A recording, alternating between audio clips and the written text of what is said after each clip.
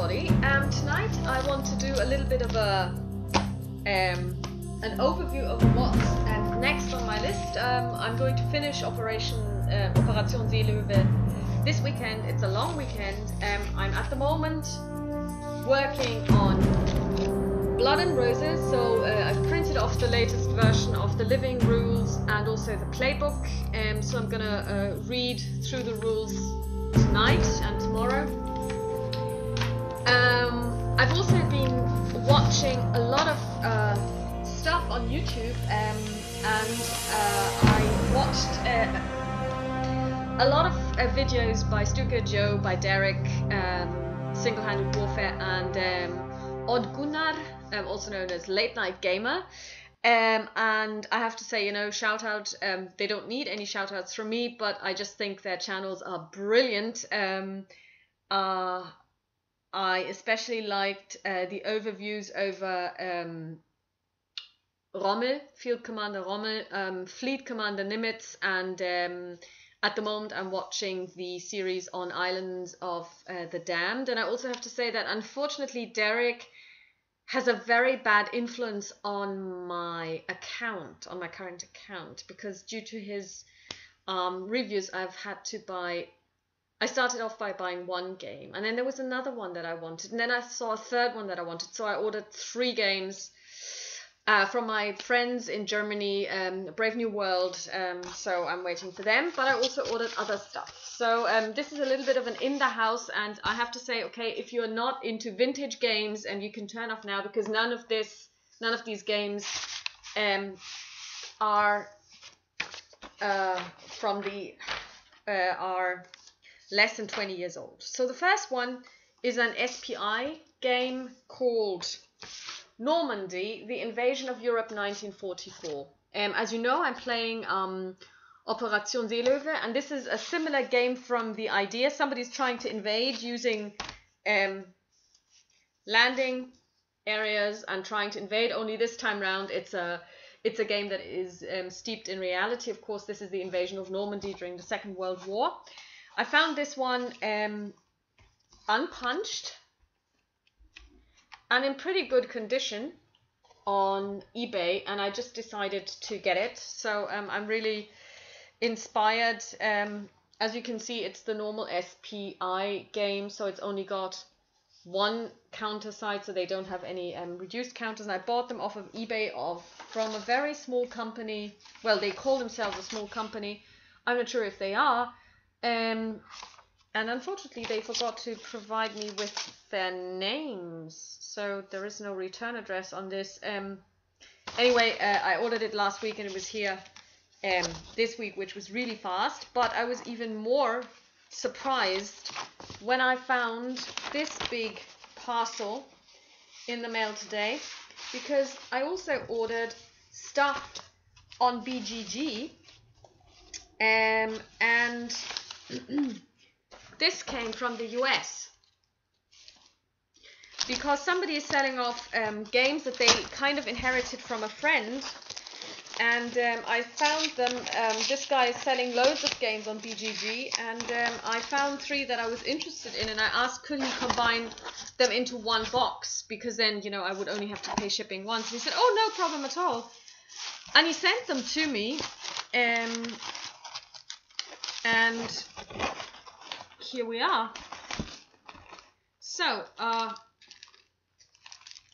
number 1 is a game that I got because I saw the lovely Mamie play it, and I was fascinated by it, and I thought, okay, this could be a game that I would be interested in. It's called World War I, 1914 to 1918. So this is the rules. He did say that his friend was a smoker, but I can't really smell it. So it's because he said, you know, you should be aware that if you have problems with smoking, then you might not want this game. But, you know, I can't smell anything. Here's the map.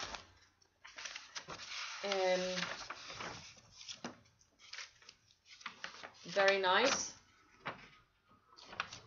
You can tell its age, but that doesn't really matter because we all get older, nobody gets younger, it's how it is. Here are, oh, I love this, look, these are the counters of the game, and it actually says verified counters. So this was actually verified and checked against the original. And also, it comes with the strategy and tactics original magazine, which is really cool. World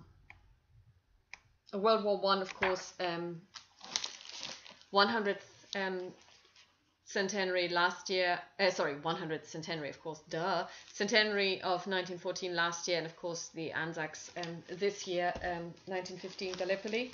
So very nice. Here's the next one. So I bought 3 games from him, and they're all separated. So basically he put them into separated boxes just in case, you know, they opened them in customs, that they knew where they belonged. So it's a really interesting mixture of games, and I will tell you why I bought the games one by one. So this one was inspired by Mamie playing it.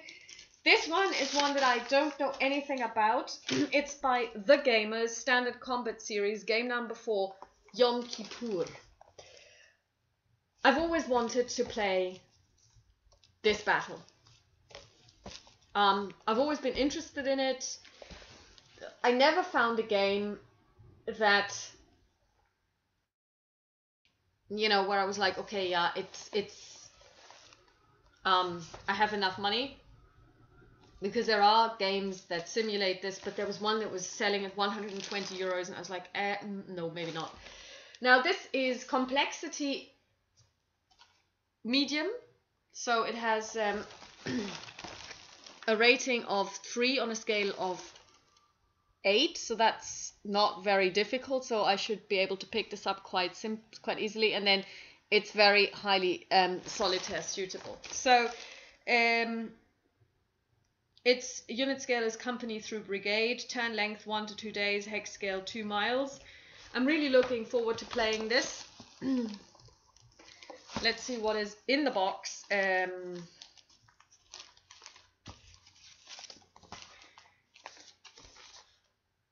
A rule set.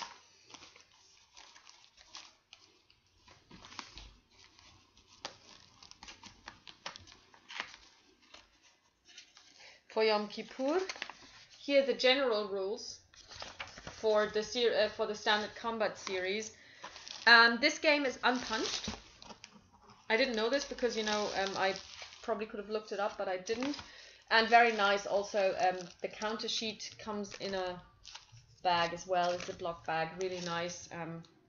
One counter sheet and the map. Oh, it's a colorful map. The blue is really blue on this map. So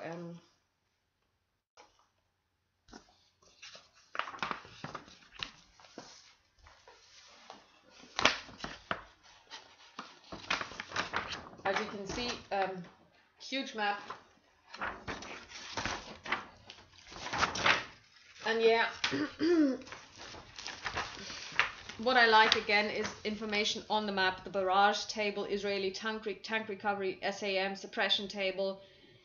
It's all on the map, which I really like. Oh yeah, so terrain key as well. So, and up here we have the turn track. So it's all there. Lovely map. Quite sturdy. And lastly, we have we have a war game price list from the Gamers as of March 1995. This is vintage. I mean, this is almost a historical document, 20 years ago. So Standard Combat Series 501 Stalingrad Pocket was retailing at $19 20 years ago. So very happy about this. Looking forward to playing these. Like I said, I mean, at the moment, my next endeavor after Operation Seelöwe is going to be Blood and Roses. So these will take me some time to get to.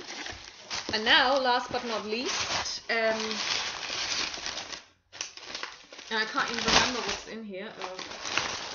because I ordered it and it seemed like a great idea at the time, but I have to say that I've already forgotten what the third one was. Only that I really wanted it. Oh yes.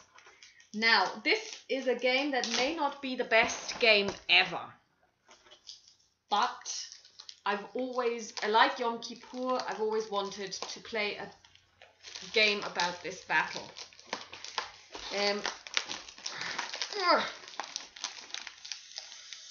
This is, ladies and gentlemen,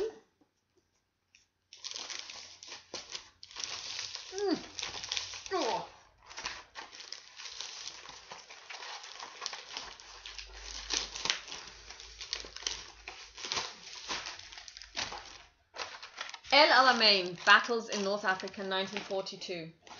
The time is 2200 hours, 23rd of October, 1942, by here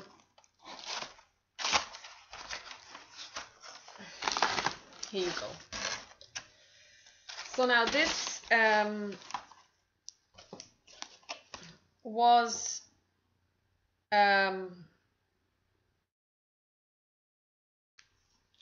created by SPI in the United States.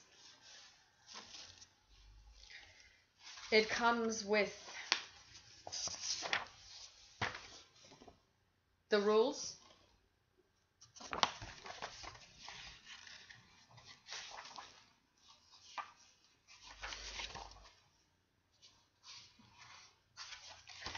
with consolidated errata,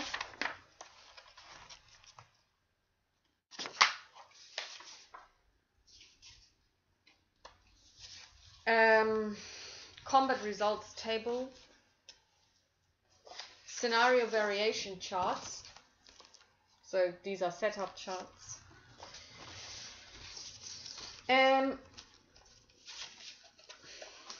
It is unpunched.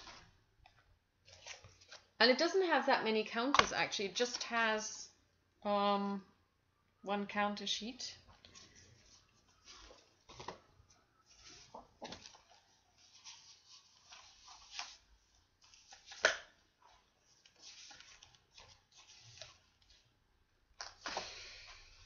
Ha! Now this is lovely. I didn't know this. The package itself is the counter tray. That is really cool. So very nice, very, very nice. And it comes with a teeny tiny D6. It's not as tiny as the D6 that I got with what you call it, Zulus on the Ramparts, but it's still small. And here we have the map, and this is cardboard. The map in and of itself is, you know, I can discern 3 colors: brown, blue, and beige.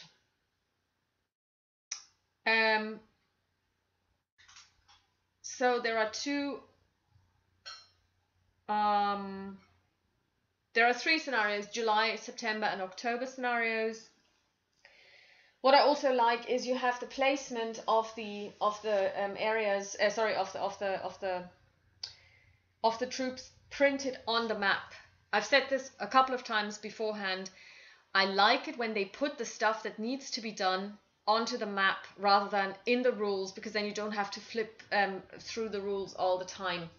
So what I usually do is, or what I always do is, I make a copy of the rules. I never work off of the originals because I, like, handling them, and these games, they are old. And sometimes the paper isn't the best quality. Although this one has no yellowing, I'm really impressed. And I just don't, I always make copies of everything, and I just don't use the originals. I don't want to handle them. I wanted to keep in as much of a mint condition as possible.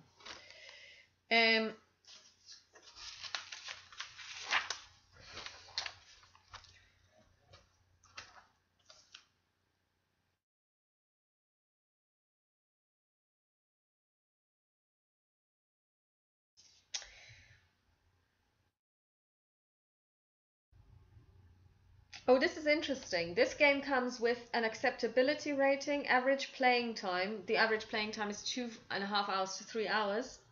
The acceptability rating is called New Game. Acceptability, they say, depends a lot on which historical period interests you the most, whatever that means. Maybe that, okay, acceptability is 6, whatever that means. The complexity rating is estimated at 5.6, and they give you the following explanation. Complexity ratings for other games are, for example, Monopoly 2.34, Afrika Korps 348, Diplomacy 451, France 1945-78, Panzerblitz 701. Now, out of these, I've only ever played Monopoly. A Monopoly is a 2.34 on the difficulty or complexity scale. So it's more than twice as complex as Monopoly, but less complex than France 1941, but more complex than Afrika Korps and Diplomacy.